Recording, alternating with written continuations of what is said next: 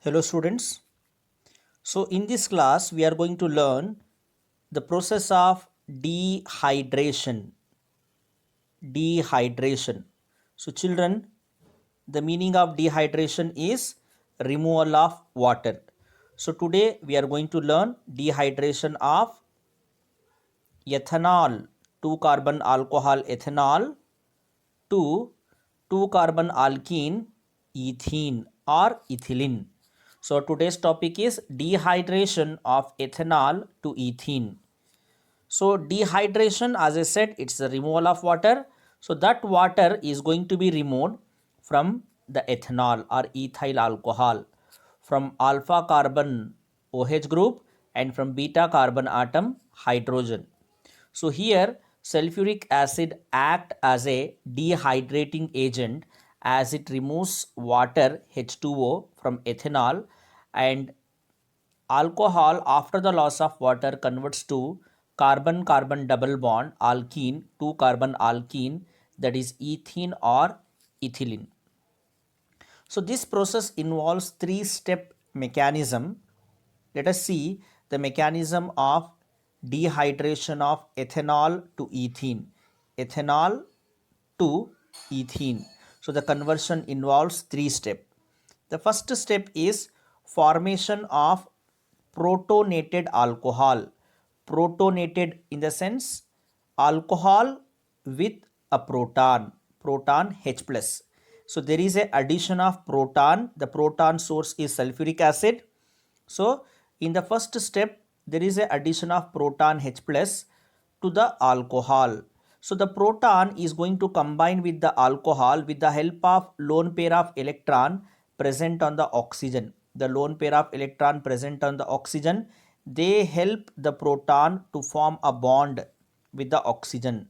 So after the formation of bond with the oxygen atom of alcohol, so the product will be protonated alcohol, or it is also called as ethyl oxonium ion, ethyl C2H5 and oxonium ion, because there is a positive charge on the oxygen.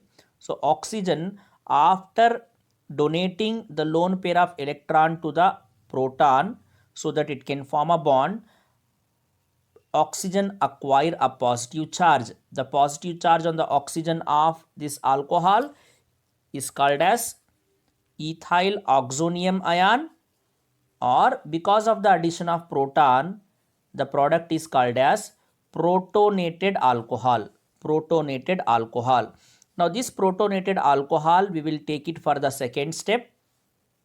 The second step is the formation of carbocation. So in the second step, from this protonated alcohol or ethyl oxonium ion, there is a loss of water. Water is going to be removed. Water is going to be removed, and after the removal of water there is a positive charge comes to the carbon atom.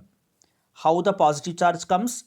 Here you can see the bond between carbon and oxygen. The bond between carbon and oxygen of the protonated alcohol.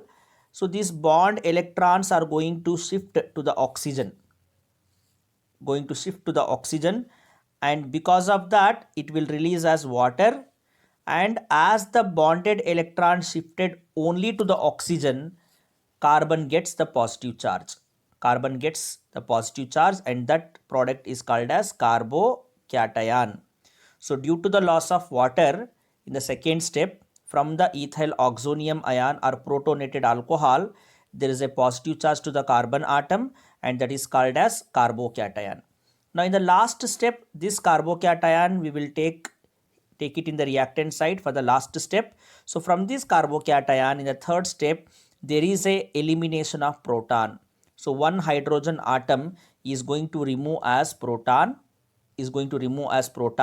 and whatever the bond electrons are there between carbon and hydrogen, in this particular case the electrons are shift between the two carbon atom, that will create a bond, pi bond between carbon and carbon, and that's why the carbocation converts to ethene by the elimination of proton from the carbocation.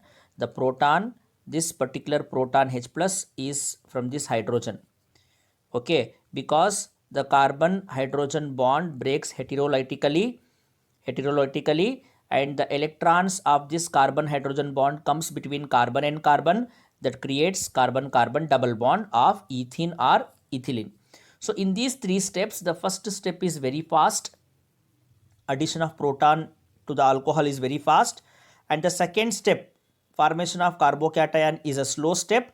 That's why the second step is called as rate determining step. So in the second step we can determine the rate of the reaction.